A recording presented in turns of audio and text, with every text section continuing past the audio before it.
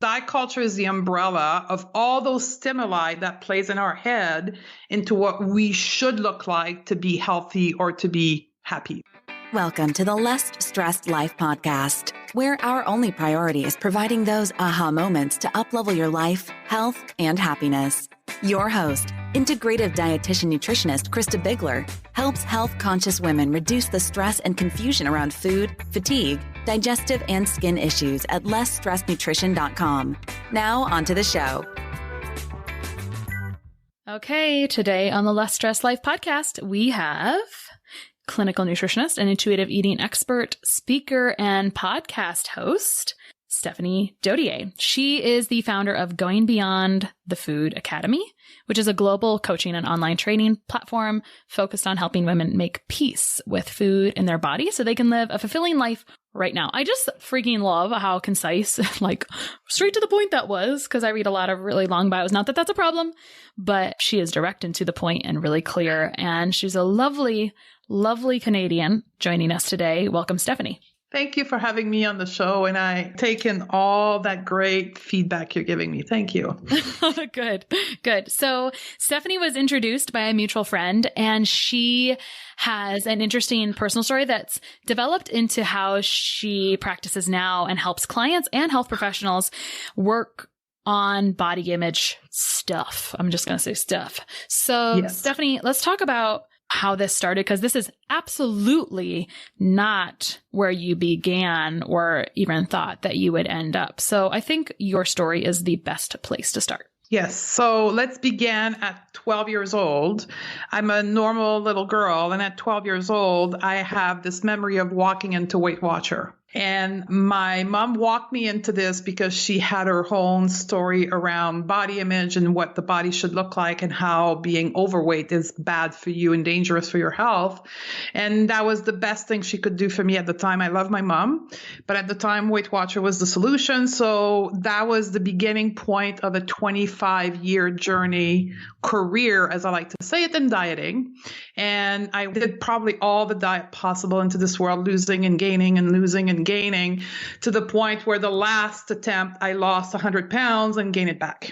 And that led me to a place of looking at food from a completely different perspective. So today I'm 44 years old and I'm a health professional in what I call a fat body, what mainstream people will call an overweight body. So my approach to health, to food, to body image is from what we call a lived experience, having been there and having felt the emotion and all the drama and the trauma associated with dieting. So I practice from that place, and I share my life, my experience with my audience, with my podcast listener, with my client, with my patient, to help them navigate through their own journey with food and body. But you kind of gave us the starting point. There was some rocky stuff that happened in between there. Yes. So like once upon a time, you had I think a paleo blog. Oh, yeah. And you were teaching ketogenic lifestyle. There's nothing wrong with that for the right fit, right? Like I have people, a lot of my clients come with that, but you took a left turn or a right turn. Yes. I don't care which one it is, but let's say left turn. You took a left turn. What was happening? What were you seeing? Why did you feel like you needed to start working with people on body image? Like when did that start to become a glaring concern? Like what I wonder is, do you work with people and you like keep seeing the same signs and you're like, hey, wait a second, I see an underlying problem here.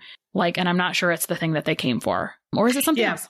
Well, first of all, so let's go back to like 7 or 8 years ago when I was blogging in the paleo world. I was doing the quote paleo diet as a way of maintaining my weight. Like this was just my personal journey, stumbled upon paleo because I was attracted with the notion of we don't have to count calories. We just have to eat real food. So my traumatized brain around my body is like, oh my God, this is an easy way of maintaining my weight. So I went into the paleo world, took my skill set and became a paleo blogger. And then I started to gain weight. My God, like this is not the solution. What's the next thing? And back 6 years ago, when nobody talked about keto, I stumbled upon keto. And then I started to do keto. And then I, like any good professional, did my research, started to write a book.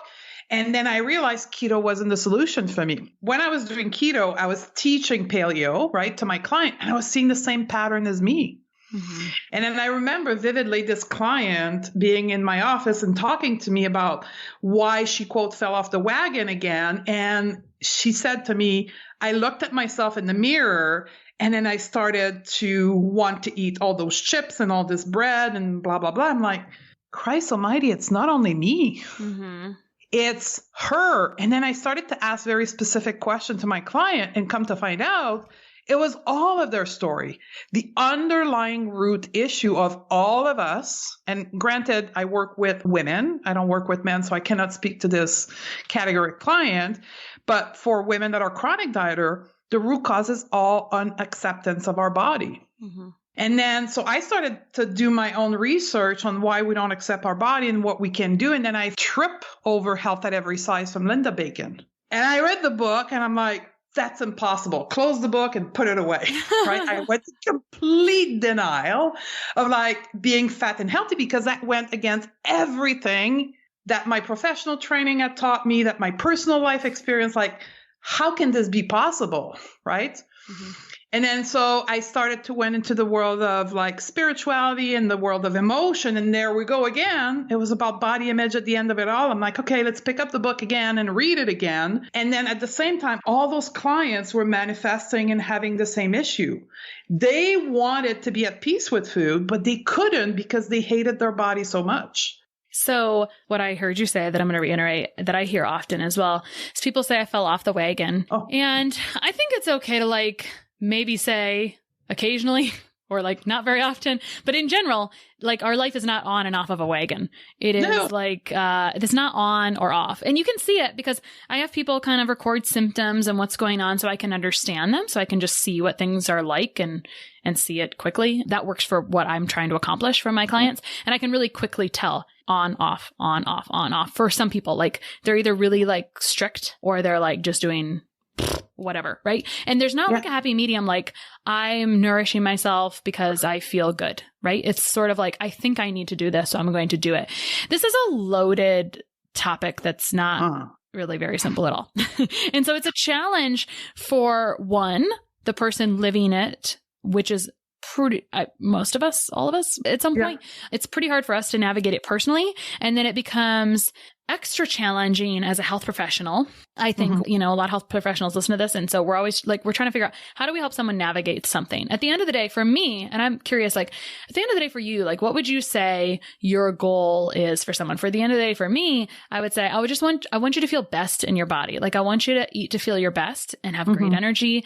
And like, there's going to be times where maybe you don't feel awesome from a certain thing, but it's not to beat yourself up afterwards. It's to feel good and to feel comfortable and to feel like I'm generally fairly symptom free, so to speak. I'm not having like things that are causing me problems essentially. And so when we work backwards and we say, how are we moving toward that? Like, what do you say to people? What is your goal? What is your end thing? What, like, if you could ask a question in your practice, and if we're not moving toward that thing, then we need to kind of recalibrate. Making choice from a place of love instead of fear. Oh, I love it. That would like one sentence that I always repeat and say all the time. So, and making choices from a place of love in the case of my population means perhaps not going on the next diet because you're going on a diet because you're afraid of gaining weight or not losing weight. So the foundation of your decision, of your choice is fear. I love it. So we got to work on that fear. And this is how I come to the world of body image is because bottom line behind any diet, and perhaps even with your eczema client, is that fear of judgment. Yeah, totally. Right? So, and this is where like it gets really not complicated in the sense that it's like it's hard to do, but like we got to work through the emotional layer and the mental layer that's hidden behind it. Just addressing the surface stuff will get you to a state of keep repeating it on and off the wagon. Yeah. It's really hard to address in 5 minutes as well. And actually, to simplify this, it's been a long time since I've said this, so I can bring it back. I remember learning once upon a time that pretty much most emotions that we feel can be filtered through two, happiness and fear.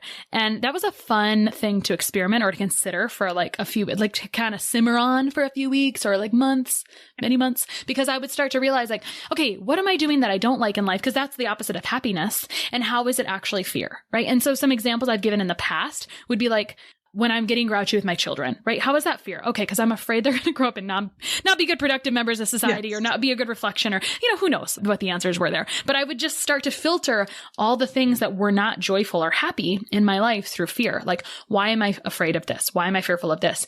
And when I did that, and when I was able to talk aloud about it and speak about it, sometimes when you speak aloud, you and I were talking off air and I had a little revelation about something. Sometimes until you say something out loud, it wasn't obvious. Yes. And we see that with clients all the time. When you say it out loud, it's like, oh my gosh, here we are.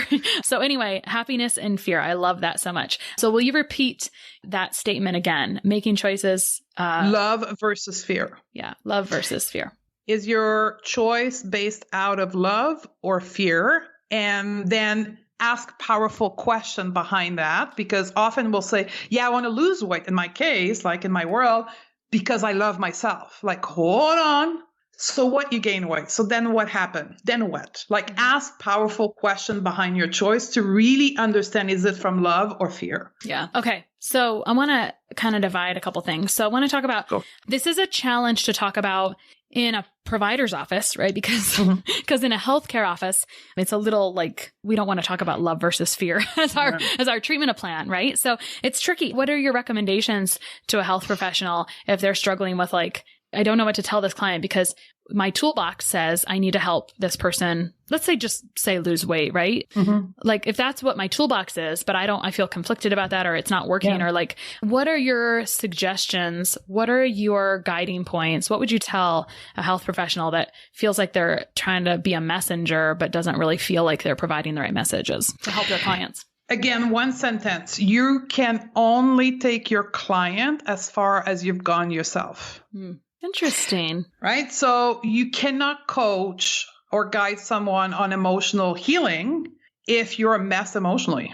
Good point. Right? Good point. Yeah. Yeah. So in the field of right? In the field of health provider, we have to do our own personal journey and then explore that field with our client. Without that, we will be misguiding them and likely hurting them. Mm-hmm.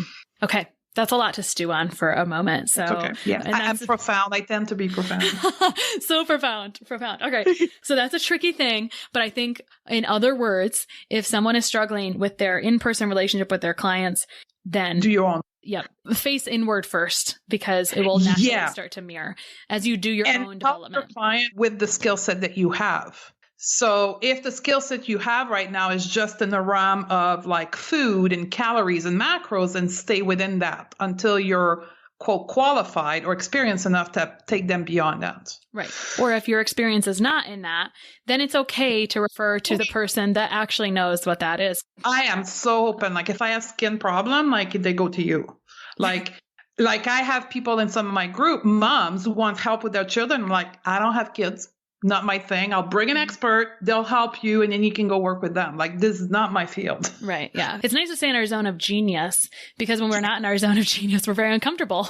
Right. And that's the tricky part when you have someone coming in, like, if you got someone new constantly, you're kind of always on your toes, right? Which is a good thing, but sometimes a very challenging thing when you're trying to help people, right?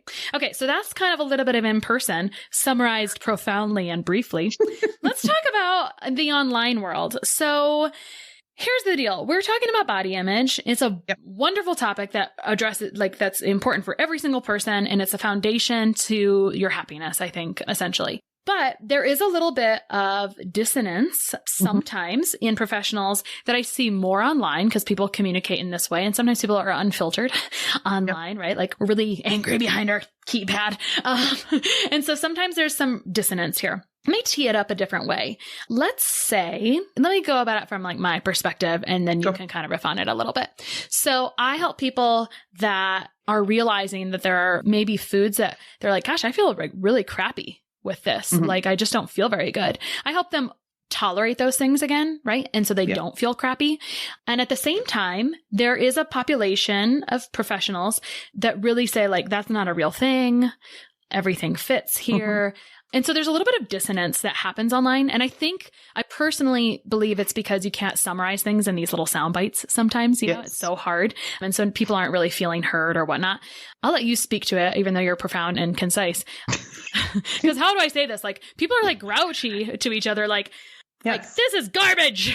No, this is garbage. And so like, we're not actually working together. So it's a problem because we're not making progress to serve people, to serve clients, to serve the people who need it most sometimes. And that's normal to have, like, everyone's got an opinion. What do you say to unite people here? What would you say if you have a client coming in and you want to work on body image, but they're like, I feel like garbage from this, but it's kind of like not normal. We're like, because we should not feel garbage from eating broccoli, right? Or whatever, like something naturally healthy. How do you handle that in practice? What would you say to those people? How do you help them navigate that? Because that's a real thing that people are experiencing as well. So let's give it some background. So in the world of intuitive eating, health at every size, body positivity, in the world of online, one of the common meme you'll see on Instagram is like donuts and cakes and pizza, and all the foods are good, right? And I call that drama marketing. I'm sure there's a fancy name for it in the world of marketing, but it's like push buttons of people to get your like stuff above. What people have to understand, that's a marketing technique. And there's also a branch of intuitive eating, health at every size, body positivity that's called activism, in which we're trying, people who do activism, to change society at a deeper level, political movement, like all of that. So these lines of all foods are good and everything is to be consumed are used as a way of pushing people's button and barrier. So that's one thing. And that work is needed to change society in many facets. Now, when it comes to practice, right, all foods are good is still a correct statement, but you have to understand where your client or patient is coming from. If they're coming to you from a place of chronic dieting, from a place of having done all the protocol in the world and still having an eczema issue, then you need to address the behavior around food first to then be able to get to an honest, quote, diagnosis on which food works and doesn't work for them, because they're so riddled with stress around food, the name of the podcast, because of this belief around food that they're holding, that you will not get a true picture of what works and doesn't work for them. There is a significant, I actually call this food jail, where people kind of like back themselves into a wall to the point where they're like, they just feel crappy all over the place then. And I'm like, okay, this is not about food. It is, but it's not, right? Like, we need to be able to eat. And so actually my thing is I feel like, of course, there's such an intersection where we need each other, right? Because everyone needs body image stuff. I want you to not have reactions to food. I want you to feel really good. And to be completely honest, I just finished a book writing process, and the publisher is like, it was a requirement to have diet in the title. And I was like, okay, if you want to have that in the title, then we're going to define diet as like all the things in life, right? It's our sleep and our stress and like, because it's what's happening right now. Yes. And they're like, that's fine. We can totally define it that way. But for what people are searching for on the internet, like, it needs to include this. And so you're right. And I've worked with some other very big health programs, and at the end of the day, people didn't resonate with fixing XYZ. They resonated with this thing being called a diet. And so you're right, regardless of how I see it, because, we live in these bubbles as health professionals. So we start to see the newest thing that maybe hasn't filtered down to so like maybe in 17 years, it'll be really common to like call it lifestyle, even though we're trying to say that now, or like whatever we want to call this. I don't really know. It's like how we feel, like feeling good, whatever. It's not like the word diet, right? But until then, I get it. I understand. Like, we are trying to shift that it's not an on-off wagon. It's not like a quick fix thing. It's accepting yourself for who you are and wanting to feel really good. Like, at the end of the day, it's wanting to feel your best in your current body. Probably more. So then we have to identify in society, what does that mean to feel good? Because unfortunately, in mainstream society, feeling good for women particularly is associated with a body type. You'll meet many women that'll say, I'm not even allowed to feel good because I'm not in the ideal body type or the ideal health status. So it's not even available to me. So like, there is like much deeper issue in society that gets people to say, well, I can't feel good because I'm not this way. Does that make sense? It does. But let's talk about what are the external stimuli that are helping create that narrative for that woman? Because as I think about that, I think about, okay, so you got a husband that's critiquing blah, blah, blah, or you got this. So let's talk about all the factors someone has to consider that they're not necessarily considering when they need to understand how to improve, let's say, body image, right? Like it's not about one thing. It's about all these touch points in your life that are triggers. What are some common things that you see affecting this? So there's one word for that, and then I'm going to go into like deeper, but it's one word. It's called diet culture. Oh, sure. Okay. So diet culture is the umbrella of all those stimuli that plays in our head into what we should look like to be healthy or to be happy, right? So we'll talk about social media stream, right? The image that we're constantly seeing, the actor that are being chosen to play a Netflix series, right? It's always the same pattern of people. We can talk about the image we see on the billboard, the subtle cue of who's in the magazine. And then let's just talk about the celery juice trend on the health front, right? Of how hard you need to try to deserve health. These are all subtle message. Going to the doctor and being weighed in. What is the first thing your doctor asks you when you go for a health checkup? What do? They weigh you in, right? It's been a while. Sorry. Yeah, they weigh you in and check your weigh you in, right? Height, yeah. And they say like that's the predominant factor to your health is the way you weigh. And then all those subtle messages comes into you, and then they literally reprogram what we call the subconscious mind to like get you to believe that that's the truth. So there's a lot of deconstructing to be done for you to like truly say, I'm going to approach food from a place of feeling good without having all those things attached to it. Mm-hmm. So we're talking about social media, billboards, actors, et cetera. But what about relationships?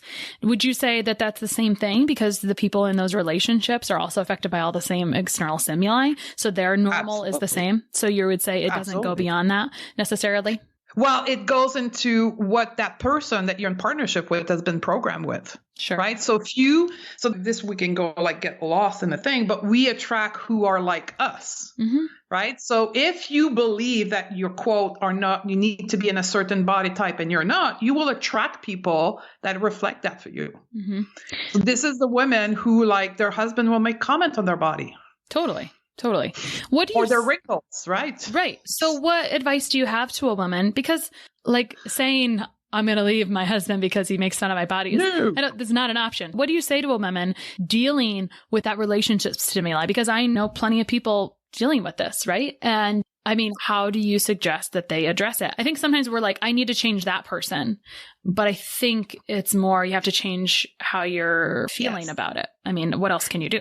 It'll be the same line as with the professional. You can only take your partner to wherever you got. Mm-hmm. So if your own self-esteem and self-worth is linked to external cues of your body looks and feel, then you cannot help your partner go beyond that. So first work on yourself. Find your self-worth, find your self-esteem, detach yourself from external, like do your work. And then your partner will start observing different behavior from you. Mm-hmm. And if your partner, quote, truly love you, then they'll start asking questions like, what's going on? And this and that. And then it will hopefully grow together, right? And again, I'm not a relationship expert, not my field, but hopefully the relationship will grow together or eventually will separate. Mm-hmm. Yeah. I mean, because we can apply this to not a husband-wife relationship. We can compare it to a mother-in-law. I mean, a friend. Girlfriend. Whatever. Friend, right? Whatever. Yeah. I think to just tack on, I think when you feel confident in your body, when you have your own, I think body image, positive body image and confidence, they feel very synonymous to me. Yes. So when you are confident, you kind of exude confidence, and that unlocks more doors than you know and allows it allows a lot of stuff to become noise. When you are not confident, then that's a problem, right? Unfortunately, some people link their confidence to how they're feeling in their body at that moment, which takes us back to the entire conversation we're having all around, right? And again, I want to expand to say it's not just body size. It could be skin condition. It can be aging. It can be color of the hair, like all those external things.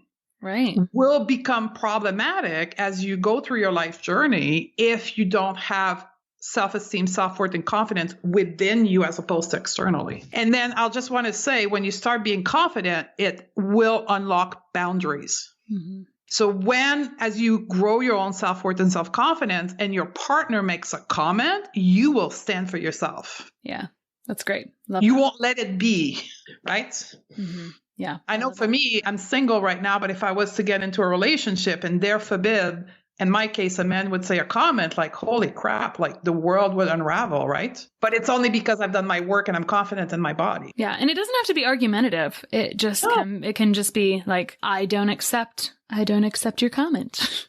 For me, it would be more, in my case, it would be, is he the right person for me? Because if that's what he believes in, like we're clearly not aligned. Right. Yeah. And speaking of alignment, the thing is, we evolve in our development, and sometimes the people around us don't evolve exactly the same. It doesn't mean we necessarily leave them behind if we're attached to them necessarily, right? Family, etc. But let's talk about this in context briefly of your own life. I know before your business became helping people with body image, with health at every size, with intuitive eating. As we were talking about, it was other stuff before that. Yeah. How have things changed in a way? Like, what changes have you seen from making that transition? I know that's like a weird, simple question, but my point is, you were trying to do XYZ thing, and did it feel like it was out of alignment? And like in general, how have things changed, and how was that evolution for you in general? So for me, as I did my own work of healing myself, what my environment in some cases was saying wasn't reflecting of how I was evolving or thinking. And for me, the way I approach this, I can be very confrontational, but I'm not typically looking for a fight. So if I'm looking at my colleagues online, and as I was changing, I got very little like, quote, nasty comments. Like, this is not the type of comments that I attracted. And for those who did, then I set up boundaries. It was like delete block, right? Just like, thank you very much. People in my own personal life, again, I established very strong boundaries. So when the topic of weight loss would come in, I would gently say, this is not a topic I would like to talk about, or comments about my body, not something I want to talk about. If you're interested, let me know. Otherwise, we'll change subject. So there has been a lot of those situations where I had to like change subject. Naturally, people left. But you know what's funny is that I'll take some of my female friends that were in the keto world before are still my friend today, because they got influence or interested into what I was doing. And then today they've made the switch in their own business and their way of thinking. Mm-hmm. It's a piece, body image, body confidence. I feel like it needs to be a piece of any program. Like a program, in my opinion, is a comprehensive start to finish thing, right? Like you're trying to go for maybe a result, you're addressing a problem, whatever. Yeah. It's a set of ways to improve it. And I feel like body image, body confidence is always, for some people, it's a bigger piece than others, right? Because some people, it's their priority at that time, right? But I also want to say there's people like you that are needed, because people can go through the work with me, right? Make peace with food in their body and still have a skin issue. Right. Totally. Right. But I've set them up in a way that they can then take your protocol and not obsess about it and not become sick and restriction and binging. Like, they can address it as a, quote, normal eater. Right. Yeah. I think it takes time, obviously, for a body to heal, for emotions to heal, etc. And so that whole journey is in stages, right? Like at first, I feel like I'm in food jail. Next, I feel like I'm not as like, I feel like, okay, I don't feel yucky when I'm doing XYZ thing. Okay, let me keep expanding and expanding and expanding. And now my normal looks like a much more quote unquote normal thing. Actually, it's funny because depending on what stage someone is in or what their priority is, we always need each other, right? Because sometimes I didn't catch it, or it wasn't obvious because someone was really focused on a different thing. And after we start work, it's like, whoa, a lot of body image problems here. Or, oh, a lot of history. Like, I don't have all the expertise to unravel this for you, but this needs to be continued. Like you are like, it's time to work on this next, right? Like, let's try to start now. Let's try to work through some things now. But at the same time, like this needs to be continued because at the end of the day, this is going to set you free. This will give you like ultimate happiness after you address this quote unquote problem or whatever it is, right? So Stephanie, I appreciate your frankness. I appreciate the podcasting platform so we can like actually have a long enough conversation to be intelligent about it. Yes. Because sometimes I struggle with social media. It's snippets, so out of context sometimes. And sometimes we just need to be able to talk about it, big, broad, etc. Yes. Okay. So if we could leave people with a gut reaction of if the person that's listening feels like this is the topic they needed to hear today, or it's about them, what advice do you have for that woman? I would say for that woman, exploration and education. Like if you get called, my world is long term. So go to my podcast and just start listening and give yourself some time. Let the information seeps in. Keep the door open. Like all the possibilities are there.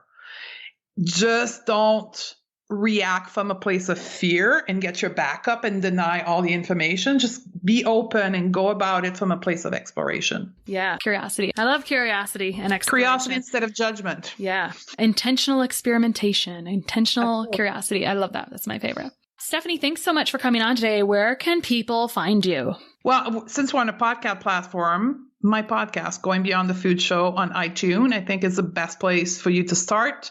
Start around podcast 199, 200 and make your way up from there. Awesome. Thank you so much again for coming on and for being an open book. Thank you. One of the best gifts you could give us at the Less Stress Life is your feedback. We are paid in podcast reviews.